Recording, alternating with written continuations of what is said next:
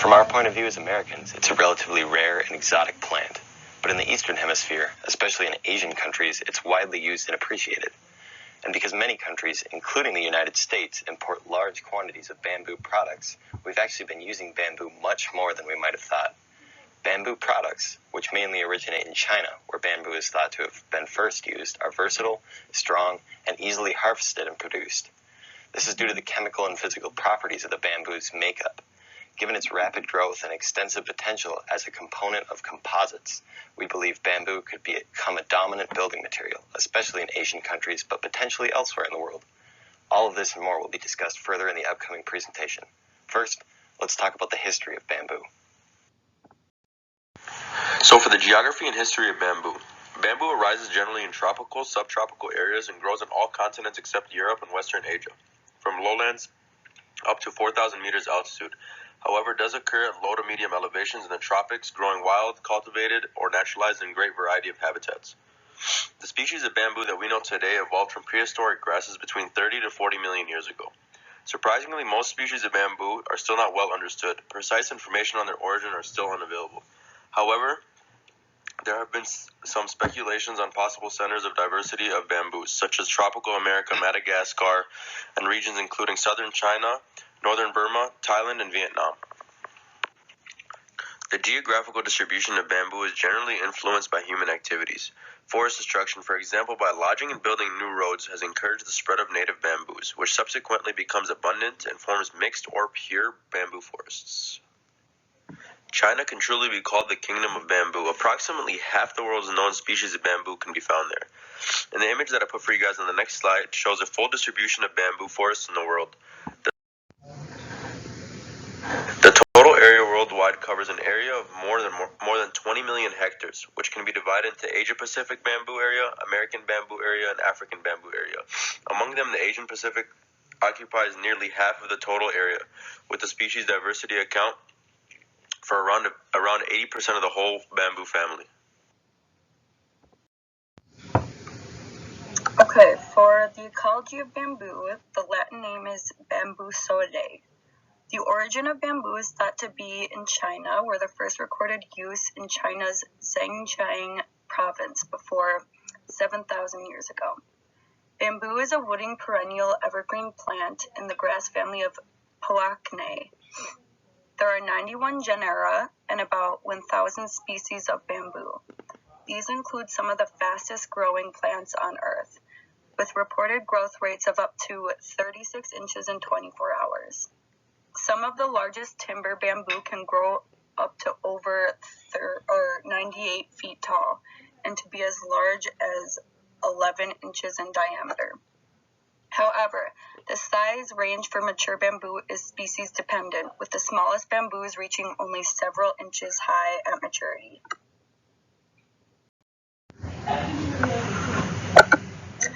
Many tropical bamboo species die at or near freezing temperatures, while some of the hardier temperate bamboos can survive temperatures as low as -20 Fahrenheit. Individual bamboo culms emerge from the ground at their full diameter and grow to their full height in a single growing season of 3 to 4 months. The two general patterns for the growth of bamboo are clumping, which is also called sympodial, and running, called monopodial too. Clumping bamboo species tend to spread slowly, as the growth patterns of the rhizomes is to simply expand the root mass gradually, similar to the ornamental grasses. Running bamboos, though, need to be controlled during cultivation because of their potential aggressive behavior. Bamboo can be reharvested over and over without incurring any damage to the environment or to forests.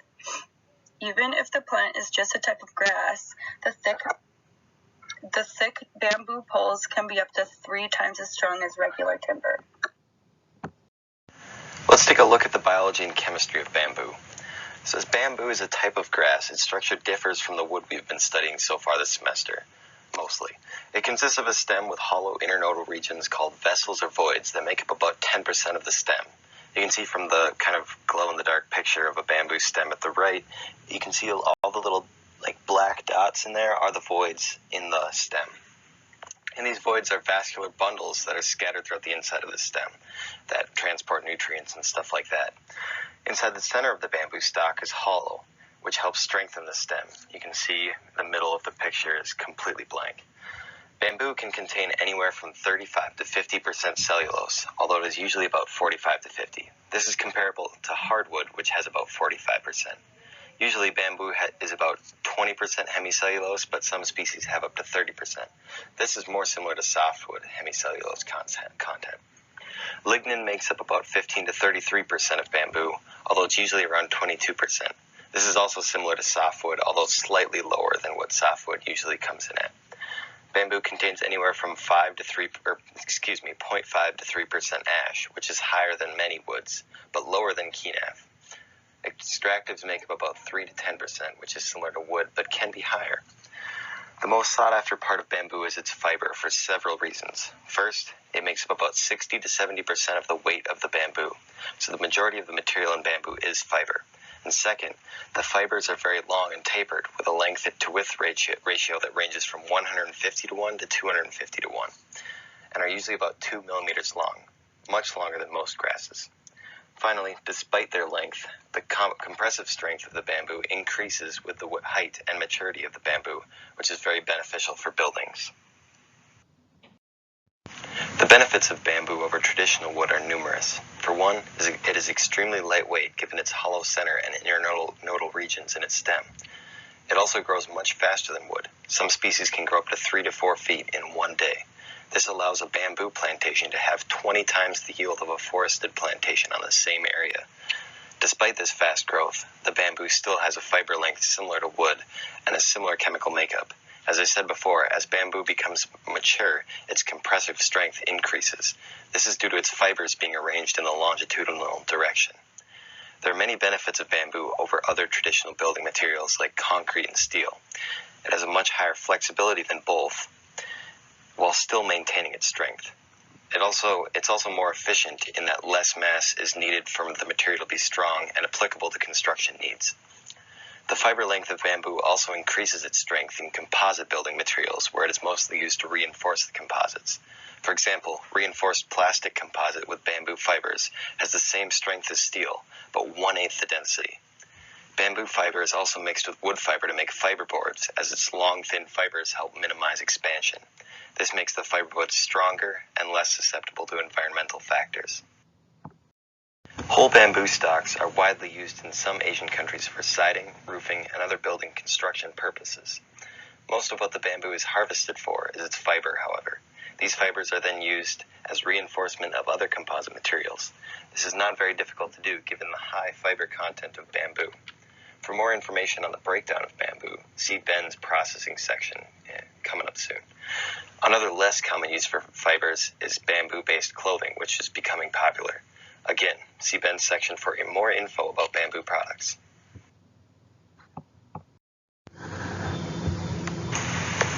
So when it comes to bamboo and the processing, there are two main products that are produced from this portion, one being boards and the second being textiles. And beginning with the boards, it starts with harvesting, where they harvest bamboo poles that are consisting of a diameter as small as 9 centimeters, which is still very large for bamboo, but also up to as big as over 15 centimeters as well. So a big range there. And then these are cut into slats, and they go through a machine that cuts them into these slats, as seen on the bottom right. It's kind of a star-shaped blade, and it's just a machine pushes and forces them through, which cuts them into these slats. And then they go through a planer, which take the very odd shapes and that organic shape and get it something more uniform that we can use for building materials, bringing that initial dimensioning down to the 22 by 6 centimeters to start creating all these boards. And then the slats are either boiled or carbonized after being broken into these slats. It's boiled being using hydrogen peroxide, and doing this, they are put in these large furnaces that fill up with water, and then this also protects them from insects and fungal growth, very much necessary, being used as a structural material in construction. And it also, as a kind of byproduct of it, bleaches the slats so to have that uniform color that we all notice and recognize. And then on the carbonation side, it goes into a high pressurized tank, and in this tank it gets heat pressurized, which releases the natural starch within the bamboo, which also gives it that natural caramel color. This is usually a bit darker than the boiled, so if you see the kind of the brighter bamboo versus the darker, that's usually the difference, whether it's boiled or carbonized. So once the slats come out of that process, it goes into drying and sanding, which, of course, drying first, making sure that all of the different chemicals and all the mixtures are out until that moisture content reaches about 8 to 10%. And then again, it is refined and sanded back down to 20 centimeters by 5 centimeters, getting a much more consistent dimensioning. And then it is then they're all pressed together to make the final board, either being plane pressed or side pressed. As seen in the diagram, it kind of shows the plane press is where everything is lined horizontally, whereas plane is stacked vertically and is smashed together. And coming from the laminated boards, we're going into the strand woven bamboo. This is where the strands are created. This is also directly after the boiling process. Same process up to that point, but the strands are then crushed. The slats are then crushed to make the strands, and they're crushed in these fibers, which are immediately infused with glue before they're compressed, so they have that sticky nature, and that serves as the adhesive, which then creates the boards that are very similar to the appearance of a wood board, and kind of similar to like plywood as well. But it's nearly twice as strong as laminated bamboo, just not quite as nice of a finish on them. So then for the boards, the final products that are really made out of them and what they're most known for in construction, starting with the laminated bamboo, flooring, countertops, cutting boards, which you kind of see in the pictures to your right. And then for the strand woven, it's also flooring, decking, and then siding, lastly seen in that third photo there. So briefly, I'll cover just making the organic clothing out of bamboo. It's a very simple process, doesn't take long. Like it says, it's very cheap and simple production. So with the fibers, they just soak it in an acidic or enzyme mixture and then crush the bamboo, which really breaks it down into these cellulose fibers. And then the cellulose fibers are combed out, which is then woven, and once it gets more and more refined, it becomes more of a fabric, as you can see on your right. The impacts of bamboo, it's pretty straightforward. The environmental standpoint of it, it's a very good product to be using. Instead of using like heavy timber for construction or cotton for clothing, it grows so much faster and a lot easier to be harvested. It is overall just a better product to use. The only issue is that the climates that it can grow in is what kind of seems to be limiting the use of this. And then with the economic impact, it is a very large market, and especially growing in the United States, when we're looking to be doing a lot more environmental building, especially in the construction industry, especially for how much energy we use for it. Being able to swap out these materials for something much more sustainable is what we're looking to turn towards for the upcoming building industry. Because of bamboo's fast growth, good mechanical properties, and low price, it is widely recognized as a promising resource for sustainable development.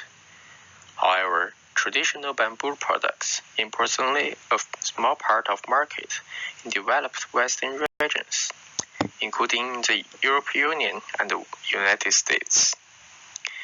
Beginning with early 1990s, new industrial manufactured bamboo products, mainly from India and China, hit the world market, experienced moderate but steady growth.